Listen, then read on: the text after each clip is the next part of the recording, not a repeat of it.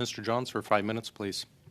Ms. O'Gorman, the national president of the Customs and Immigration Union, told this committee that ArriveCan is, quote, one example in a long line of far-reaching technological Band-Aid solutions in search of a problem, solutions that ultimately fail to enhance border security and effectiveness in any real way, end quote. He also indicated that the agency is short-staffed between 2,000 and 3,000 officers, and that 500 officers could have been hired for the same cost of the ArriveCan app.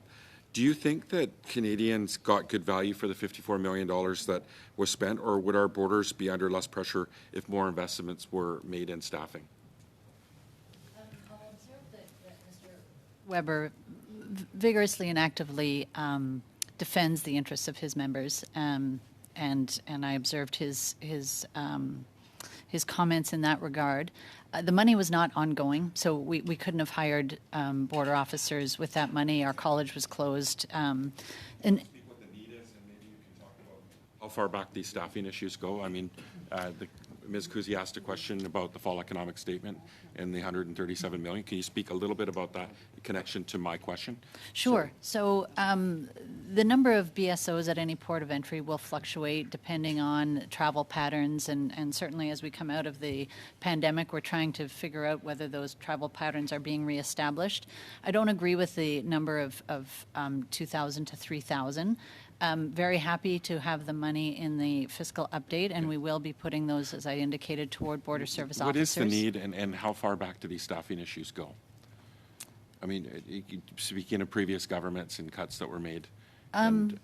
So like I said, I don't know where the 2,000 to 3,000 comes. Okay. In terms of modernizing the border, we do see a role for technology at the border in order to allow our border service officers to focus on facilitation and enforcement.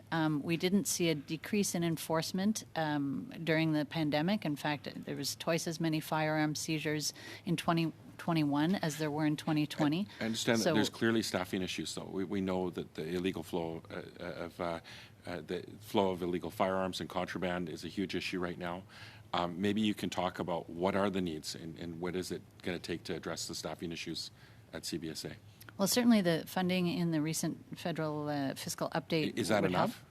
The agency also received funding specifically for firearms and for drugs. Okay. And as I said earlier, our modernization agenda is an effort to alleviate some of the more lower value action roles of the border officers so that they can focus on higher value, higher threat, higher target.